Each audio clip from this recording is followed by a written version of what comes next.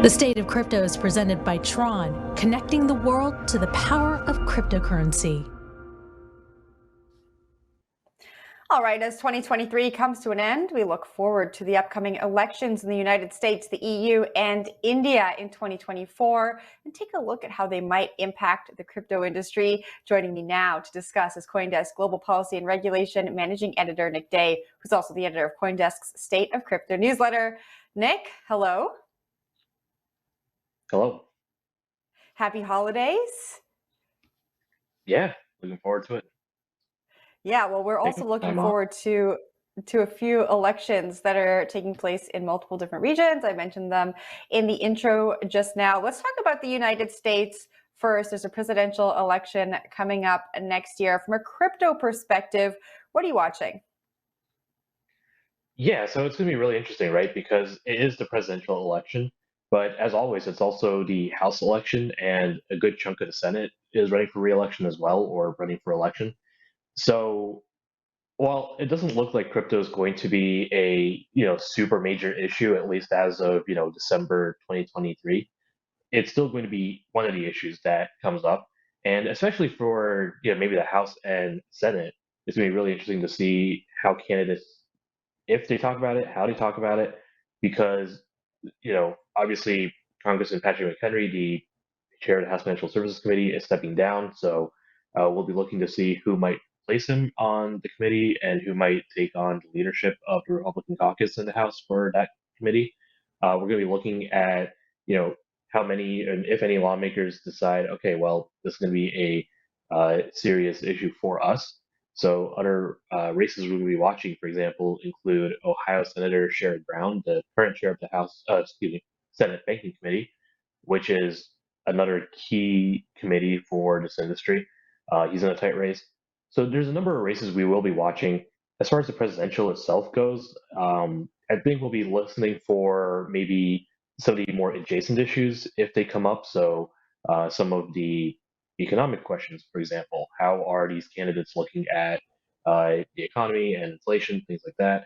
How are they looking at privacy? How are they looking at some of the other kind of crypto adjacent topics that we've been talking about, or how people transact and how they just kind of handle things that crypto industry is interested in, but isn't perhaps directly crypto.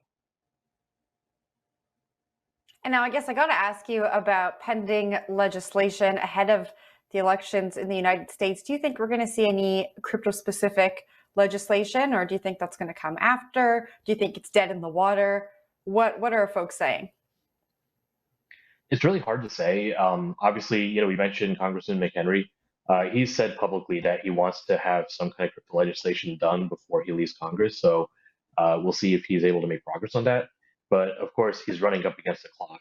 He's only got so many more months left before most of Congress packs up and leaves again to run for re-election. And so, if there's any kind of deal making to be made, particularly with the Senate, he's been able to get bills out of committee, and while they haven't gotten a floor vote yet, it looks like he'll be able to get these bills out of the House itself. But there's no Senate counterpart for some of the bills that he's wanted, like the market structure bill or the stablecoin legislation. And so the big question, as always, is, will Senator Brown bring these up to a committee markup and a committee vote? Is there enough interest? Is there enough something there to sway other lawmakers to jump onto these bills?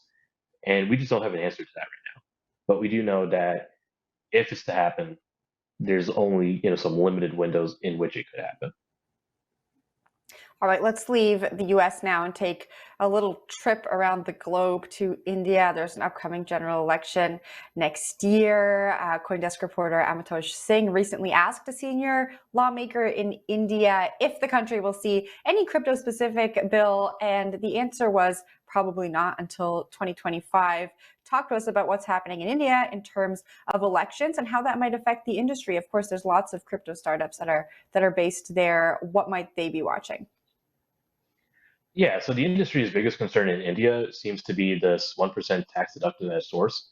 It's a pretty onerous tax for, if you're trying to transact with crypto in India. So I know there's been a lot of interest into whether or not it might come up during the election as something that, maybe one party or another would either commit to or at least discuss changing. But as you say, it does not look like this is going to be a thing that happens. And so I think what the industry might be looking for is just generally, are there any lawmakers out there who are going to, you know, at least talk about crypto? It's not really been a campaign issue, not really been a topic of discussion outside of those rarefied circles where they enacted a tax or they're briefly talking about it because CoinDesk reporters are asking. But if it comes up at all, I think that will be something really interesting to watch for.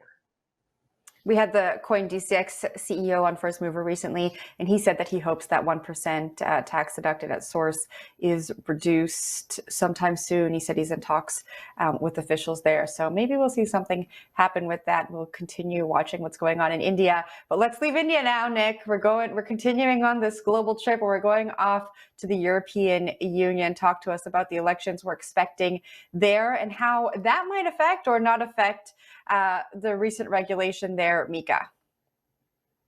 Yeah, so the thing we're kind of expecting is obviously some of the lawmakers we've been following for a while are stepping down or their terms are expiring. So Mary McGuinness, for example, is the big one who's been kind of critical to a lot of the crypto stuff. She is going to be leaving her role within the next year. And so we'll be looking to see who is replacing some of these outspoken legislative leaders on Mika, for example, for sure.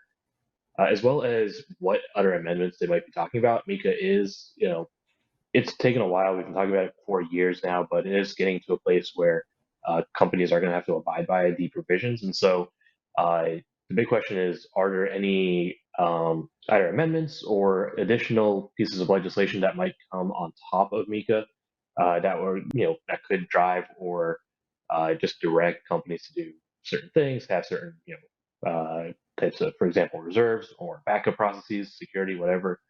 And we'll be watching for that, as well as if there's any lawmakers who are anti-Mika. But, obviously, if they are anti-Mika and they want to get rid of that bill, probably a bit late, but it's still going to be a discussion worth watching. All right, Nick, thank you for unpacking what to expect in those elections. Thanks for joining. Thank you.